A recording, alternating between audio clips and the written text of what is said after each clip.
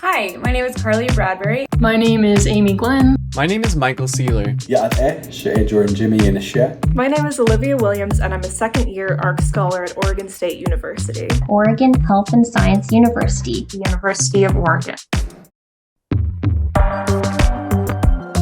I'm currently conducting research on retinal imaging to monitor eye health. I'm studying heart-specific long non-coding RNA. I study postpartum breast cancer. I study vascular development in maize. Behavioral neuroscience. The development of neurons in the retina. Code and characterize computational models of human vision and speech perception. And their potential applications for human and environmental health and well-being. What I love about ARCS is that they're a woman-founded foundation and they continue to support the next generation of scientists. The ARCS Scholar Award is more than financial support. They support students on a holistic level. It supported the cost of childcare for my daughter while I pursue this extremely rigorous career path. I feel supported by other women who also are passionate about science. Knowing that there's always someone there who has my back. Thank you for supporting scientists like myself.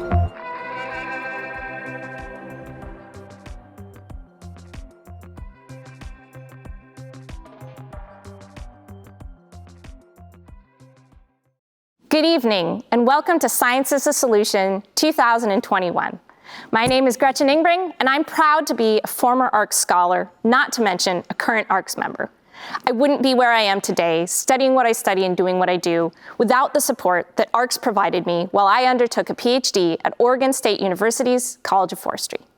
So what do, you ask?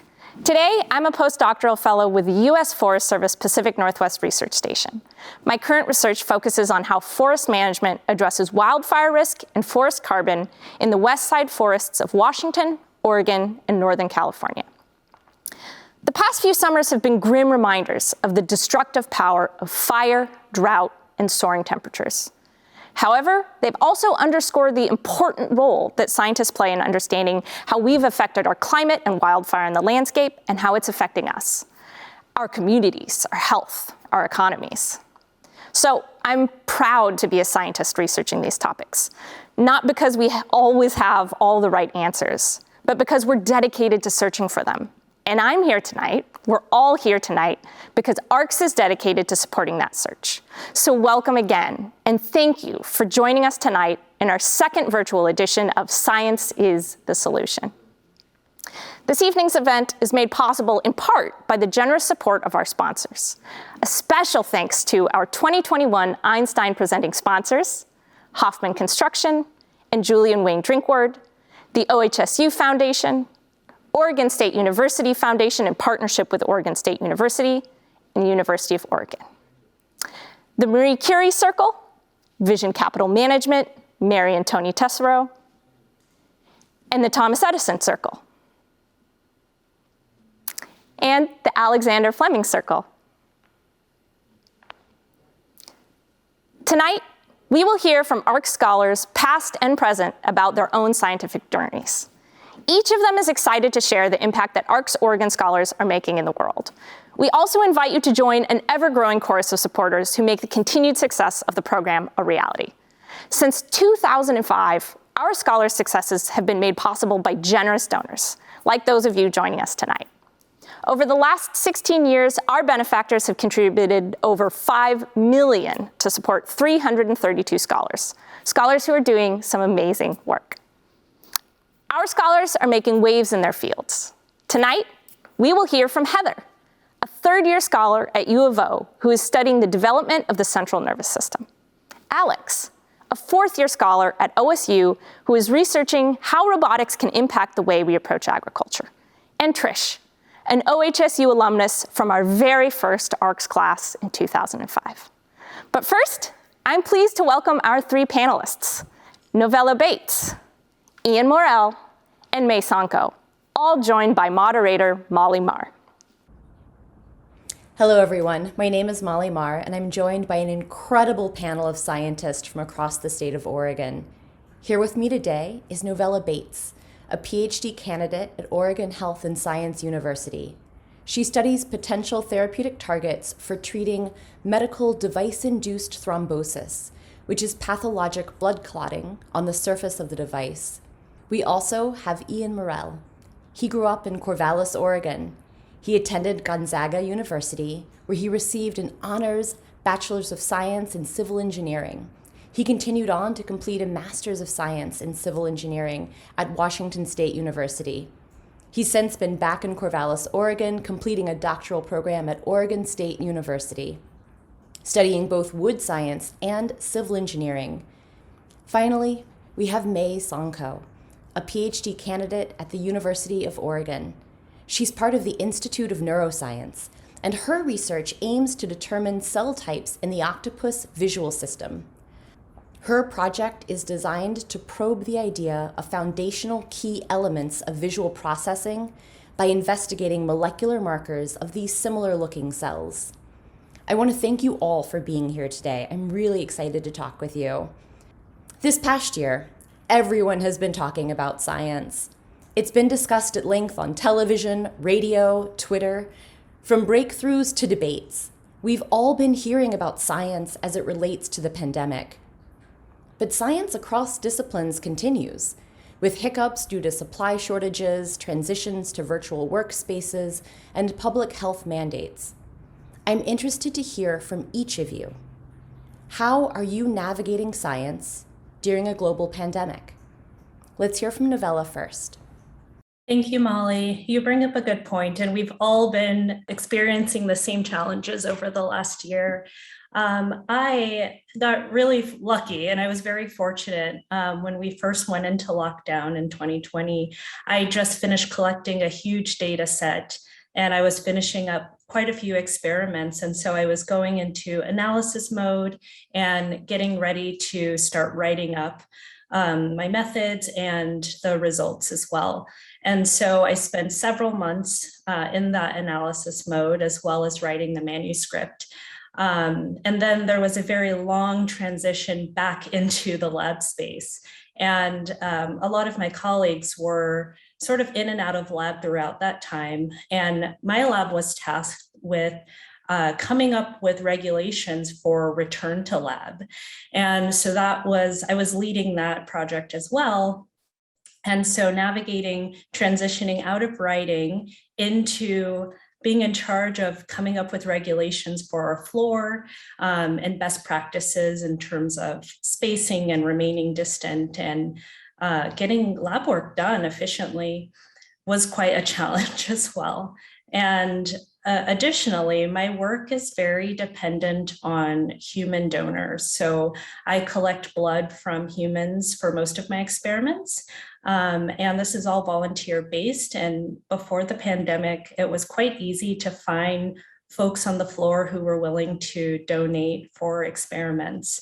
However, that has been an additional challenge over the last year and a half, but we have been chugging along and things have been going as well as possible.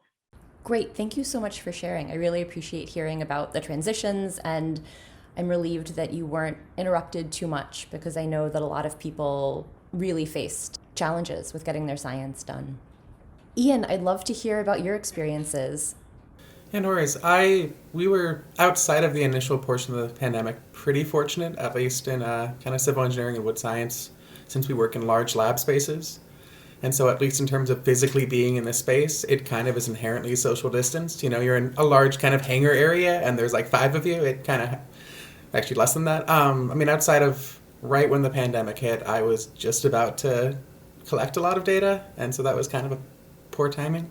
But I would say like the biggest delays were just that usually we have a large amount of undergrads or people around our lab, just because if you're building, you know, a 10-foot floor, you don't want to do that alone. It's a lot easier if you don't do that.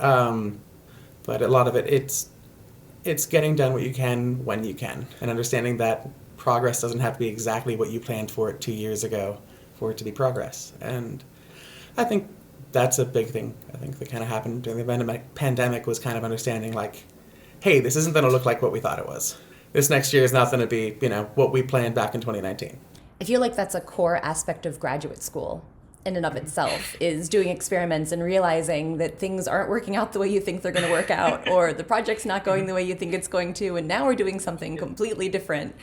And, you know, we're all sort of learning that in addition to navigating a pandemic. So I think it's a really great point that you've highlighted.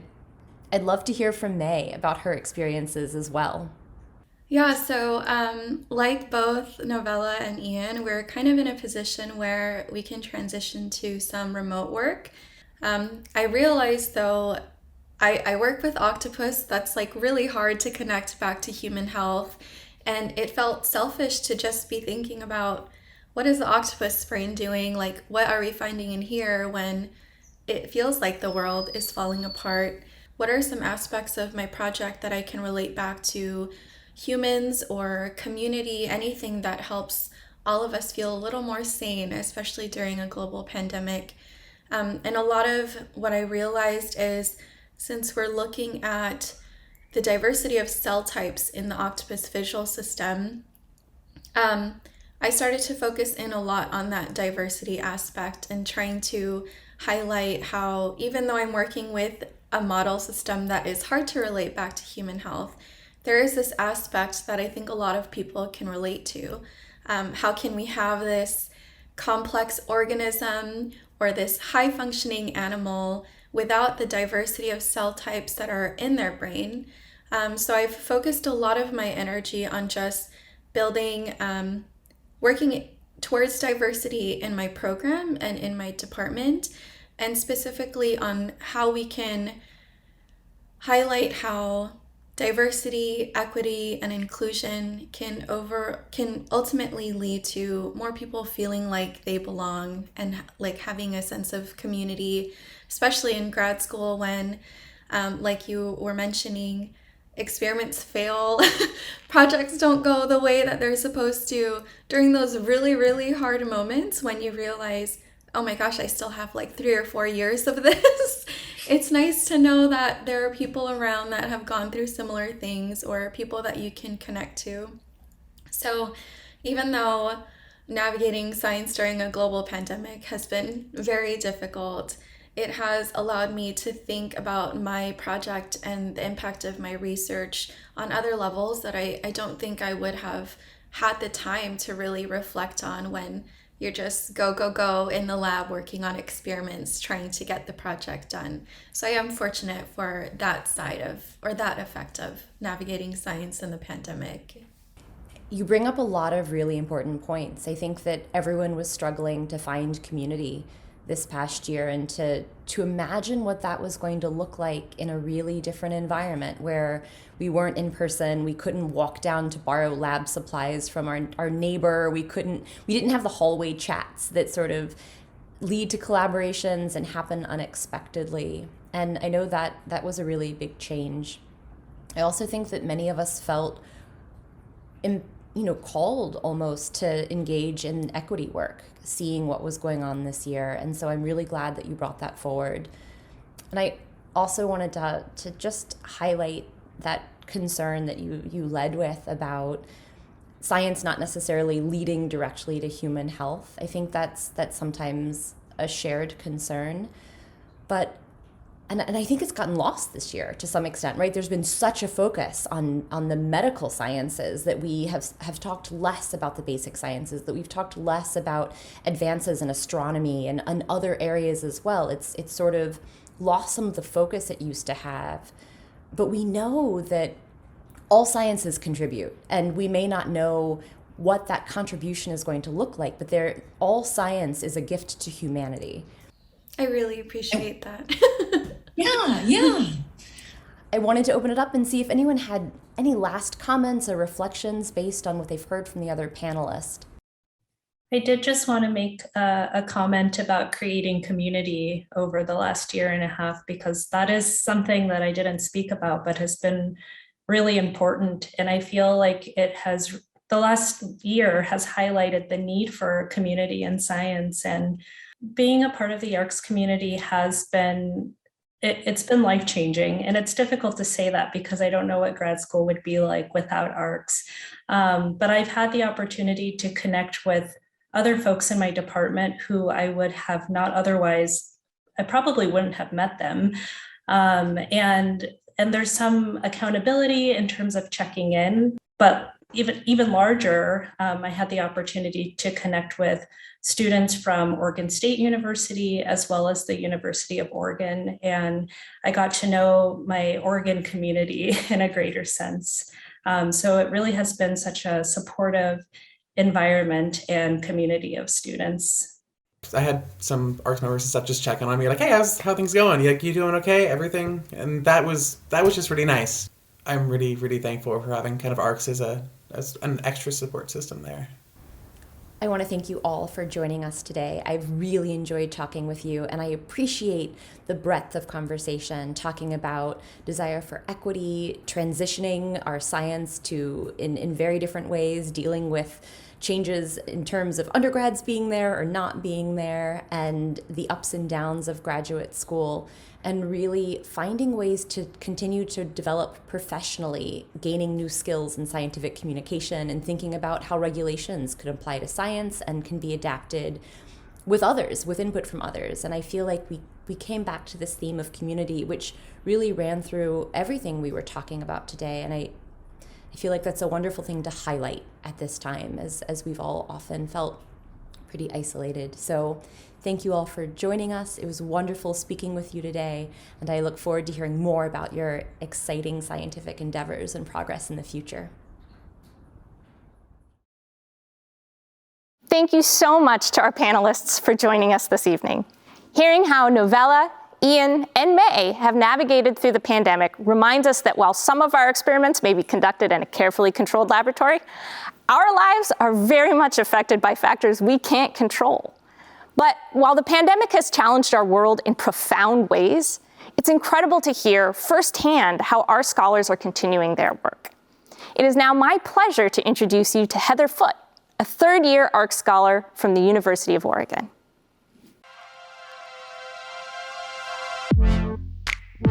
My name is Heather Foote, and I am a graduate student at the University of Oregon, and I'm a third-year ARCS scholar.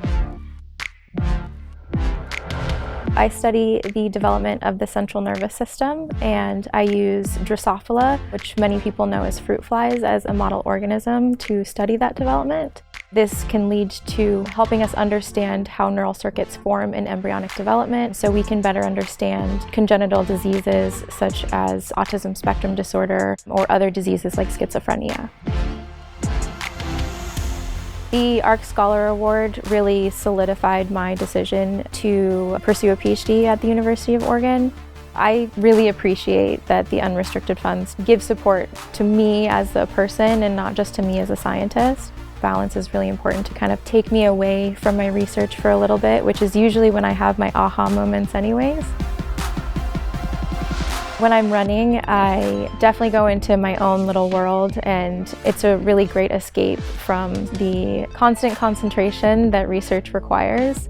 One thing that's really beautiful about research is you have to be really creative, but also really logical at the same time. Exercising that creativity part with drawing, I'm then allowing myself to bring that into my research. I think it's really empowering to be supported by these group of women who have come together and support women in pursuing a career in science. It also shows their dedication towards inclusivity and diversity within science, which is really important for a successful scientific community.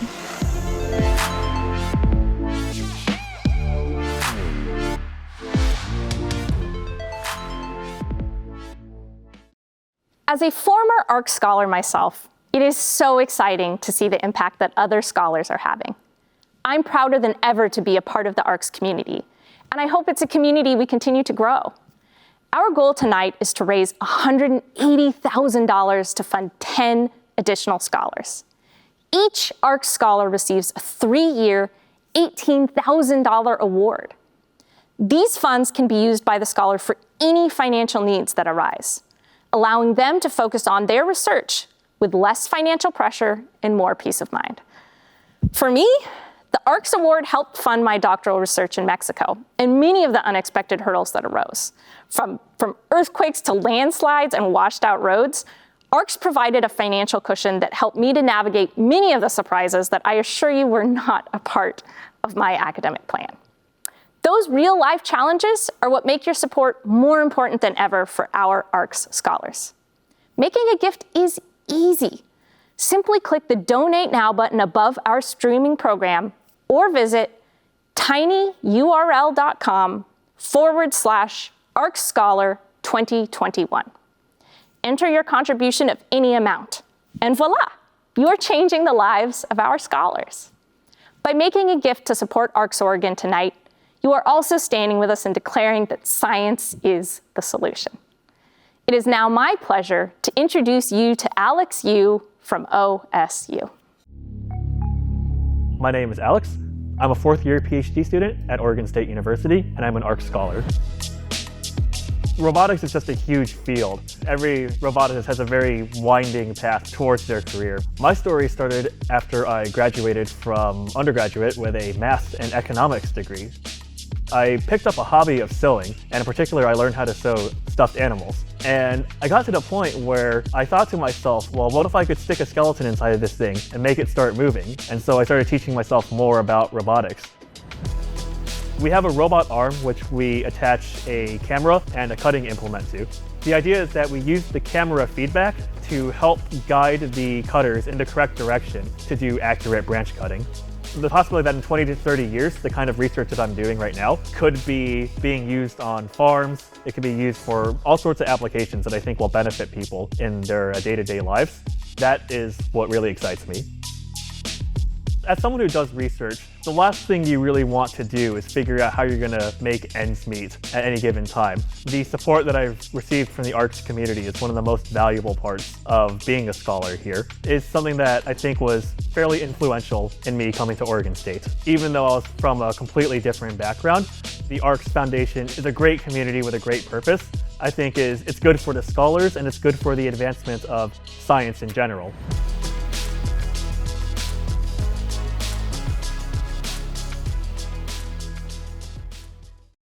Robots, so cool. I never cease to be amazed by the work of my fellow scholars, and I'm humbled to be in the company of such a brilliant and passionate scholar tonight. Since its founding 16 years ago, ARCS Oregon has awarded over $5 million to 332 scholars, just like me and the many other scholars you're meeting tonight. Your support now is helping us get closer to our $180,000 goal, which will provide 10 new scholar awards. Thanks to our generous sponsors, we are over halfway to our goal, but we need your help. We might not all understand robotics, but making a gift is easy. Simply click the Donate Now button above our streaming program or visit tinyurl.com/ARCScholar2021. Enter your contribution of any amount and change the life of a student where every dollar counts. By supporting ARCS Oregon, you are making a difference in our world today and for generations to come. Now, before we meet our next scholar, I would like to acknowledge a few donors who are already leading the way toward our $180,000 goal this evening. Susan Bakewell Sachs, Nancy Hagewood, Kathy and Jim Lillis, Jim Fox, Pat Reeser, and Phil Westfall. Susan and William Smith, Chris and Gordon Mills, Judy and John Jędrzejewski, thank you, Judy J., Carol Cooperman, and Janice and Bob Harrison. Thank you for contributing to our scholars' success. You are enabling our scholars to afford to focus on their work. From the late night cup of coffee that helps them get through that all-night study session, to the conference on the other side of the world where they meet their future employer. Each and every dollar matters. ARCS supporters like you ensure financial barriers are eased for scholars like me. One such supporter is Kirby Dias. Let's hear why Kirby supports ARCS. Hi, my name is Kirby Dias. I've lived in Oregon actually most of my married life and have thoroughly enjoyed being involved in supporting our scholars. We have been fortunate enough to support 3 y'all. First of all, it's fun to get to know the students. They're very bright. It gives you a perspective on the world that's quite different than you get looking at the news every night or whatever. It gives you a lot of hope of what could happen and what can happen based on the science and the breakthrough things that are happening at our PhD programs. It also gives you a sense of some of the competitiveness that exists within the state that you live in. I think often we discount or don't understand, what's actually going on in our graduate programs, and this gives you an inside look, which is great. And then obviously the wonderful experience of hearing that your gift actually made a difference in someone's life in a way that you would never have guessed. And it's just a lot of fun. So I have nothing but just incredibly good things to say about ARCS. One of my very favorite organizations to deal with and be around. Thank you, Kirby, for your continued support. Truly, you and others are ensuring that ARCS have the support they need to continue their work today and become the scientific leaders of tomorrow. If you haven't made a gift yet, don't worry. It's a lot easier than learning how to conduct nearly every meeting virtually for the last 2 years. Just click the Donate Now button above our streaming program or visit tinyurl.com/ARCS Scholar 2021. Enter your contribution of any amount. And remember, a gift of any amount truly does impact the lives of our scholars. And it's an impact that lasts for years to come. The journey of being an ARCS scholar doesn't end when a scholar receives their PhD. Trish Pruis is an ARCS Scholar alumnus. This is her story. My name is Trish Pruis. I am the Manager of Strategic Planning for the Oregon Clinical and Translational Research Institute at OHSU. And I am an ARCS Scholar alum from OHSU, and I was also in the first cohort of scholars ever in Oregon. I did my doctorate in the Behavioral Neuroscience department. I was in the Cognition and Aging lab, and there I studied the impact of hormonal changes on emotional regulation in older women. I actually didn't do a postdoc after graduate school, which at that time was very uncommon. And I think over time, more and more people will have careers like mine where we support research but don't necessarily do it. Oaktree is the short name for Oregon Clinical and Translational Research Institute. Our mission is to improve human health by enhancing clinical and translational research. I think it's very important to have balance in life. I love my career and it's easy to dive into it, but I also love everything else I do. I do yoga, I do gardening. The flexibility of the funding was very important because I am not just a lab rat, right? I'm a person and life happens. And so it was really important to be able to allocate that money as I saw fit.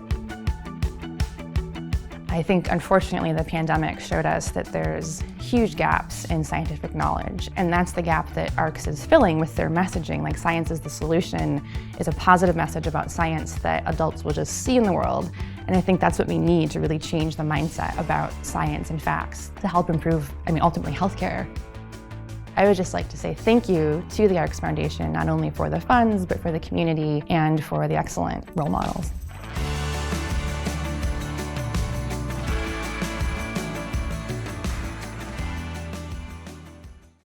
Thank you for sharing your story, Trish. And thank you to each of you who have already made a gift tonight. Your support is changing the lives of our scholars today and well into the future. A special thanks to these donors who are making gifts tonight.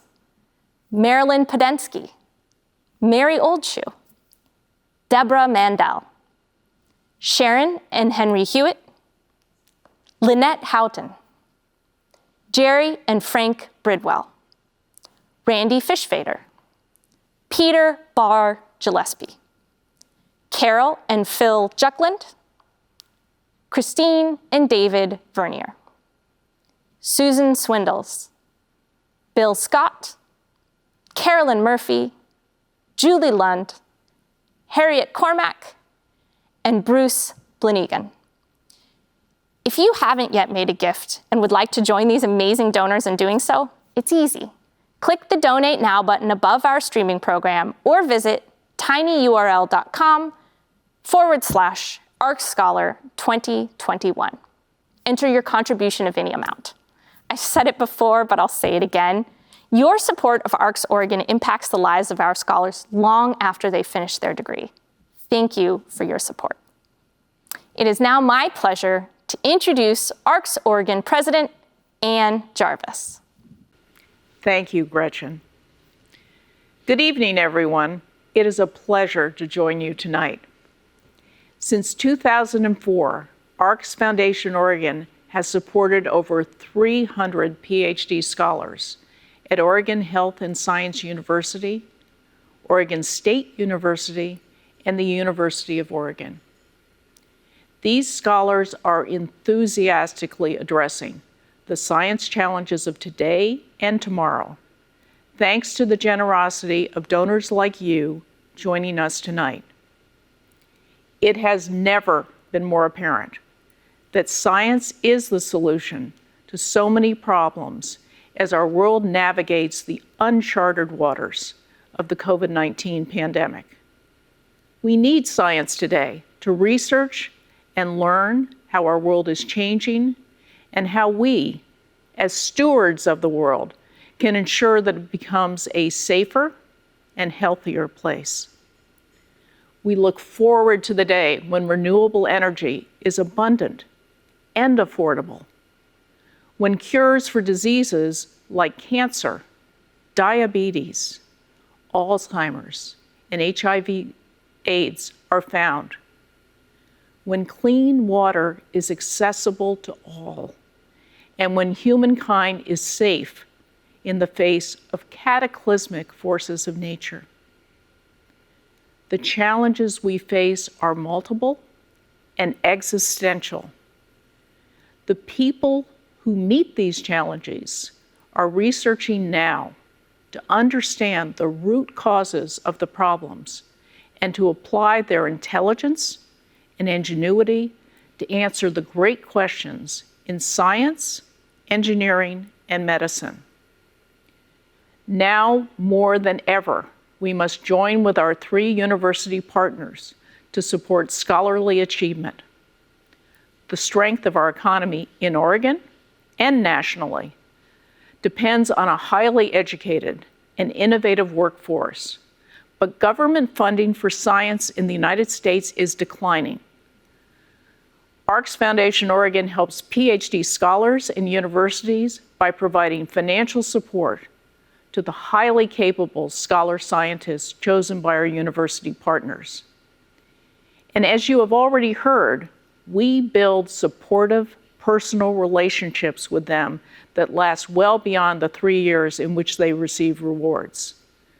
We believe that science must lead the way in resolving the challenges our world faces, and we value your financial support to enable our impact to continue. Your support tonight is more critical than ever. The need for scholarly research is abundant, and we must rise to the challenge of supporting more scholars. Thank you for your generosity this evening. Together, we are changing the lives of scholars and our world. Thank you, Ann. Last year, longtime ARCS supporter Dr. Ed Ray challenged us to give. Give until it hurts and then keep giving until it feels good. Dr. Ray's challenge still stands today. Your contributions to ARCS support scholars like Novella, Ian, May, Heather, Alex, Molly, and Trish. These scholars are changing our world for the better each and every day. Supporters like Kirby have already stood with our scholars tonight. Joining Kirby are Ann and Mike Zubko, Gary and Linda Walmark, Mary Lou Schrader, Carol Kokendorfer, Yvonne and Fritz Fraunfelder, Leslie and Mark Workman, Susan Sugarman, Barbie Rice, Joan and Louis Cray, Judy Conley, Jane and Joe Gray, Cheryl Ernst, Sally Lovett, Francis Matson, William Scott, Chris Shaw, Steve and Mary Taylor, and Barbara Wilkinson. If you haven't yet made a gift and would like to join these amazing donors, now is your chance. Click the Donate Now button above our streaming program or visit tinyurl.com/ARCScholar 2021. Enter your contribution of any amount and then sit back, relax, and enjoy knowing that your contribution, regardless of the amount, has a lasting impact on the lives of our scholars. Thank you to each of you for joining us this evening and sharing your time with us. Tonight, we have seen and heard the incredible impact that our ARCS scholars are having across Oregon and around the world. These scholars show us that science really is the solution. So as we say goodnight, we invite you to meet our third-year scholars.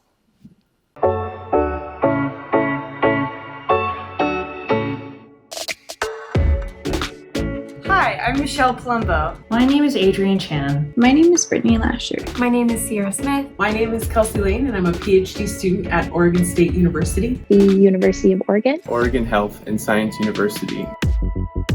I study heterogeneous catalysis. I study the genetic mechanisms of frontotemporal dementia. Studying the sensory mechanisms underlying cephalic phase insulin release. I study the effect that climate change is having on our marine and coastal communities. I focus my research on the pathogenic and ecological impacts in National Park Service areas that tribal peoples use for subsistence purposes.